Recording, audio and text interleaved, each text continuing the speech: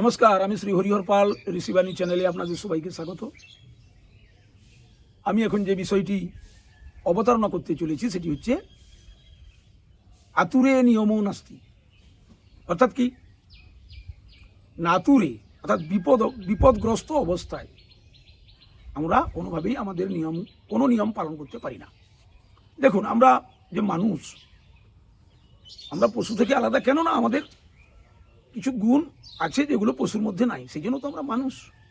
বা আমাদের হাতে এই প্রকৃতির মধ্যে আমরা শ্রেষ্ঠত্বের আসন লাভ করেছি, ভগবান আমাদের দিয়েছেন। কেন দিয়েছেন? না, আমরা কিছু নিয়ম নীতি পালন করে চলি। তো আমাদের প্রাত্যহিক জীবনে আমাদের প্রত্যেকেই কিছু না কিছু নিয়ম পালন করে চলতে হয়। সেই ভোরবেলা ওঠা, স্নান করা, অনেকে কি করেন না, ব্যায়াম, আসন, যোগাসন ইত্যাদি করেন, অনেকে ঈশ্বর সেবা করেন, ঈশ্বরের নাম করেন ইত্যাদি। তো সন্ধ্যার সময় আবার সন্ধ্যা আরতি করা, মা তুলসীর কাছে রাধা গোপীনাথের চরণে নিজেকে সমর্পণ করা, কীর্তন করা, পূজা পাঠ করা ইত্যাদি। কিন্তু যখন কোনো সময় কোনো বিপদ আসে জীবনে আমাদের, তখন কিন্তু এই নিয়মটা আর পালন করার কোনো দরকার হয় না। এটা শাস্ত্রসম্মত। কেন না, সেই অঘটন যখন ঘটে যায় তখন আর আমার নিয়মের মধ্যে আমি নেই। এই জন্য বলছে, কি বলা হলো, আতুরে নিয়মও নাস্তি বালে বৃদ্ধে তথৈবচ। যেমন বালক, ছোট বাচ্চা, তার কোনো নিয়ম নেই। খুব বৃদ্ধ মানুষ, অতি বৃদ্ধ, তারও কোনো নিয়ম নাই, সম্ভব না তার দ্বারা নিয়ম পালন করা। আর বালক তো জানেই না কিছু, কি করবে কী করে।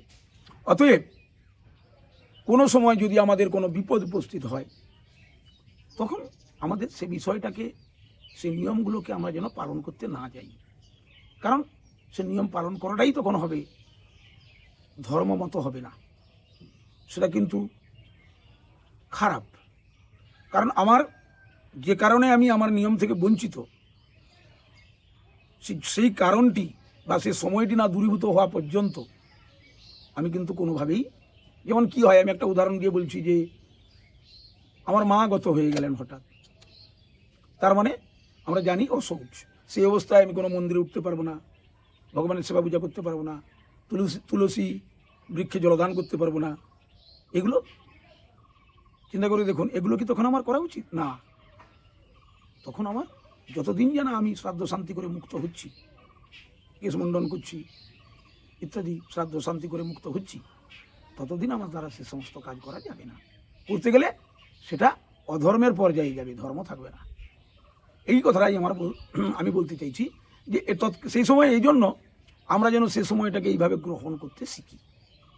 যাই হোক, আমার এই চ্যানেলটিকে আপনারা সাবস্ক্রাইব করবেন। আমার বিষয়গুলিকে, আপনাদের মতামত কি আমার এই বক্তব্যের উপরে আপনারা জানাবেন।